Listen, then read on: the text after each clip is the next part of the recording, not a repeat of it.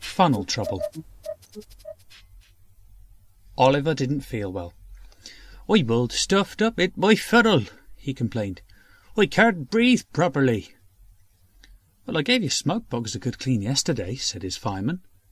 "I'll have a go at your tubes this evening. Maybe that will help." "You sound just like me when I've got a cold," laughed his driver. "At least you don't have to keep blowing your nose like I do." The fireman cleaned Oliver's tubes, but it made no difference. He brought an inspector to see Oliver, but the inspector could find nothing wrong either. While Oliver was ill, Duck had to see to Oliver's ballast wagons. This annoyed him, because it often made him short of time before his first passenger train of the day. One day, when the trucks were being more troublesome than usual, Duck bumped them. He hadn't meant to, but their buffers jammed, and instead of bouncing like it should have, it gave Duck a nasty jolt. He noticed no ill effect at the time, but soon after he started his passenger train, he began to feel cold and wet above his left-hand wheels. "That's funny," he remarked to his fireman a few minutes later. "I'm sure we filled right up with water before we started.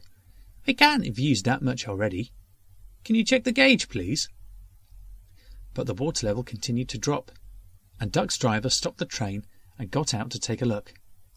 They were surprised to find a steady dribble of water from the corner of Duck's tanks. "You must have loosened a plate when you bumped those trucks," the driver groaned. "What shall we do now?" asked Duck anxiously. "The next station's not far. We'll get the passengers there, and a bus can take them to Tidmouth instead of us." Duck made his way to the middle station, and Bertie's friend Algie collected the passengers, while Duck's fireman sent for Oliver to help Duck home. Oliver thought it a great joke. "Ho, ho, ho, ho!" he chuckled to himself. He was still chortling when he was coupled to Duck, and they began the journey home. It was hard work, and Oliver was feeling the strain.